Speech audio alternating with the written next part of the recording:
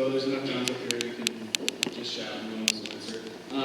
I am coming to you from Minnesota. Everybody up there says hi because they're polite. And I'm really excited to be here. I was at Zion Mennonite Church last night, so there's a couple familiar faces. And I was talking to Mason, and say hi Mason, everybody. That's all you got? Okay. See, people like you, it's okay. So I was talking to Mason last night, and Mason said, I was telling him a little bit about what I wanted to talk about, which I've been planning to talk about reconciliation. And he seemed interested. Like it's a good topic, and we can talk about reconciliation for a long time, and I love talking about reconciliation. But Mason said what you really wanted to talk about was community. And so, everybody got the joke. That's great. Okay. Community is really important too. What Mason said is that what you really wanted to hear was a little bit about me and my story, and to connect that into why I think the reconciliation is so important.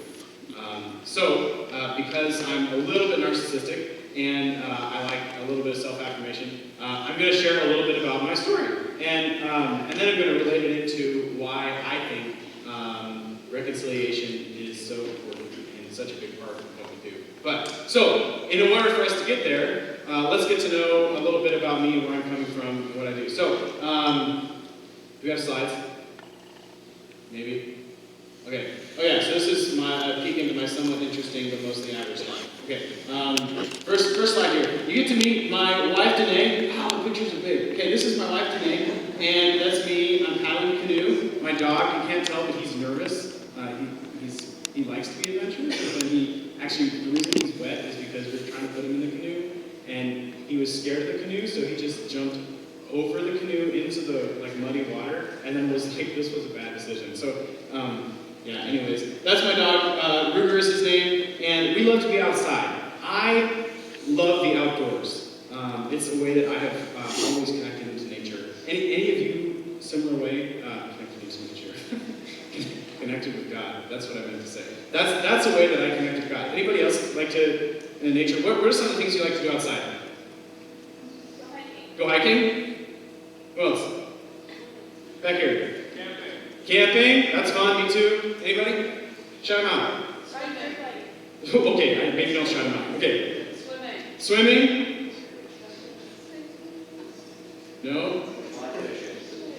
Fly fishing. Fishing. Yeah. Maybe some hunters here. We're in Pennsylvania. Okay. I enjoy all these things. There's some incredible ways to enjoy nature in a different way. I love the water. One of the things that my relationship with Danae has helped me discover is this relationship with water. Her parents have always been on the water, and so they have a house on the beach, which is the reason I married her. And so I got to fall in love with the ocean. I'd never taken a trip to the ocean. You live close enough. I hope all of you have been. I grew up in Kansas, which is the furthest you can get from the ocean, and so this has been an amazing way for me to discover my love for water. So new things that I like are paddleboarding and kite surfing, which I'll tell you a little bit about in a minute. And, just all kinds of. Have any of you surfed before? Okay, you are the coolest. I wish I could surf. It would be so much fun. Okay, but that's another story. Next photo. This is coffee. I don't know if you remember me in the fall, but I was all hopped up on caffeine and I couldn't even focus. But I love coffee, and this is my hipster AeroPress and hand grinder, and so I like coffee. Next slide is a picture of a really bad spades hand that I had last week that was on my phone. The spades hand itself is not important anymore that I like to play cards and be with people. Community. Next slide is a picture of a gash on my head that I got yesterday. That's fun. Okay, and I'm balding a little bit. I'm 28. That's 27, and I'm balding. Go figure. Okay, and then the next slide. This is what I was doing last Friday. Okay, how cool am I? So this is kite. I call it snow kiting, but kite skiing, whatever. I'm on a snowboard because I'm not cool enough to ski, and This is like you use the power of a kite and you go places on either a surfboard or skis or whatever. We happen to be on a lake, which I moved to Minnesota from Arizona. Imagine how traumatizing it is for me to be on a lake. And I drove my car onto it. That's not natural. So I was, we're out, there's the 13th annual Mille Lacs Kite Crossing. It's a big race, and there was like 60 people there racing, and then there was over 100 people, all together in one space on the ice, which evidently was thick enough, but still weird. And so you go and you take your kite, you put it in the air, and you go fast. Now, do you think that kite surfing is something that like just comes naturally to people? No. Okay, no, you're right. So like getting in a canoe, how many of you think like confidently you can go like sit in a canoe and figure out what to do with the paddle and generally keep it upright? Like most of us, yeah, like that's a fairly, not to put down like canoeing and paddle sports or whatever, but like that's a fairly entry level kind of activity. This one, like you could die, okay? So you know a little bit about me, I like the adrenaline things. Kite surfing has taught me a lot. It's taught me about trust. It's taught me about how little I know. It's also really, really interesting. Any STEM folks here, like science, technology, engineering? Yeah, okay? I don't like to study science, but it's really important, so you should. But I think that like the STEM stuff of how this all works is incredible. It's so cool. Like, have you ever been in an airplane and just thought, how am I actually sitting on a chair in the sky? You ever think about that? I do all the time. Okay, this kite is amazing, an amazing piece of technology. This one happens to be a foil kite.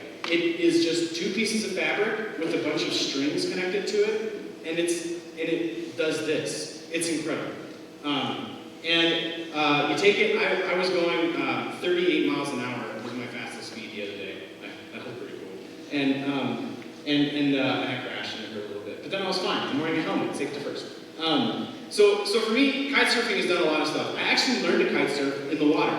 I think this next picture, this is me kiteboarding in Cabarete in the Dominican Republic. And so I learned to kiteboard on the water. It's an amazing way for me to connect with nature. You're dealing with the wind. When you're in the water, again, thinking of the ocean, how often is the ocean predictable? Not really. Like we kind of have like tide patterns and some other stuff. If you're really good, if you're a surfer, you can read the waves.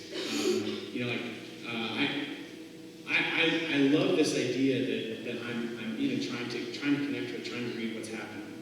It's adrenaline, right? It's so much fun. You go fast, you wipe out.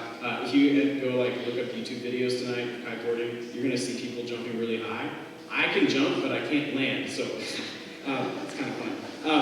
But it's more fun in the water than on ice. And the whole time you're on the edge of control. And this is what I kind of want to talk a little bit about tonight, or this morning. I'm not going to go into that side of the story. Anyways, always on the edge of control. And it's because we're dealing with elements that we can't always predict. So I have 4 lines that connect myself to the kite. I'm always giving more power and less power, steering it left and right, setting it on different places in the window of air so that it has more power and less power. I'm always controlling the kite, but I don't have control of the elements that are around me. And there's an aspect to that that's kind of related to my life, right? We can all draw our own conclusions. I can relate here with John. I can relate with John, and I know John. I've known John for a number of years. I can count on him for mentoring advice. We can talk about what's going on in conference, what's going on at doc. I kind of know. I might say, hey, what is that book that you read by Tom Whitmore? What's that cool thing? He's going to tell me. I kind of know where John sits on a number of things, but he could throw a curveball, and I have no idea what's happening.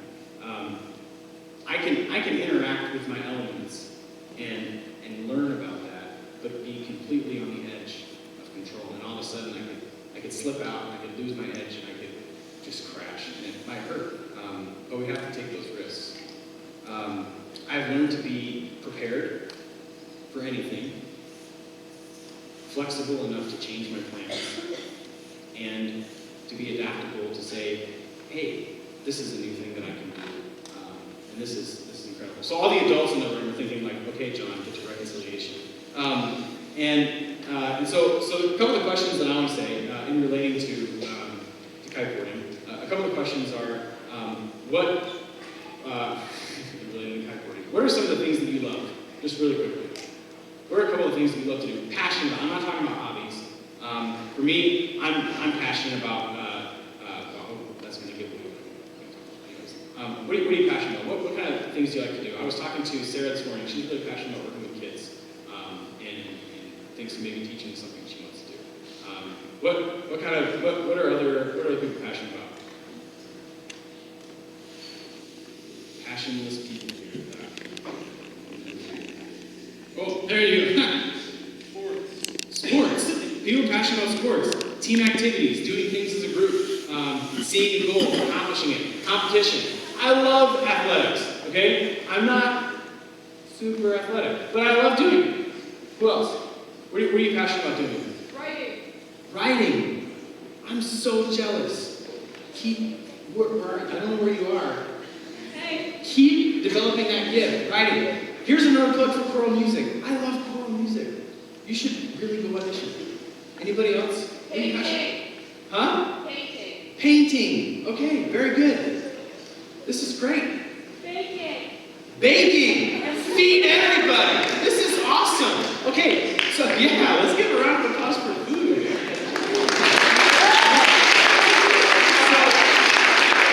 Here's the thing. All these things that you named, these things that you love, these are things that you can do for the glory of God, right? Amen? Some of us are blessed with things that we love that are things that we can do. Del Hirschberger, my boss, wrote a great article on vocation. There are some of us that are blessed to be able to do what we love as our vocation. If you're a baker, and you could open a bakery and do that for a living, right? There are some people that are able to do something else for work and then be able to enjoy their vocation, their mission in other ways. One of the things that I absolutely love to do is talk to people. I love sitting, having coffee with people, or sitting and having breakfast with folks, and hearing a little bit about their story. What drives you? What's motivating you today? What do you have to do with it? And then the big question that I love to ask is, how does this fit into God's big project? Seriously, I love this stuff. That's why I love my job. I love to do it. I love doing what I get to do. And the great thing about asking people that last question about how does it fit in God's big project is that so often we get this like narrow view of what God's big project looks like. Or we get this calling, we get this thing that says, I don't know what's happening, and I don't know what to do, or this is daunting. And sometimes what we need is encouragement. You have mentors, I hope, teachers, people who are speaking into your life. These are things that help us to train, prepare, help us to be adaptable, flexible, help us to, with better, help us to gain ability to live on the edge of control in a more successful way, right?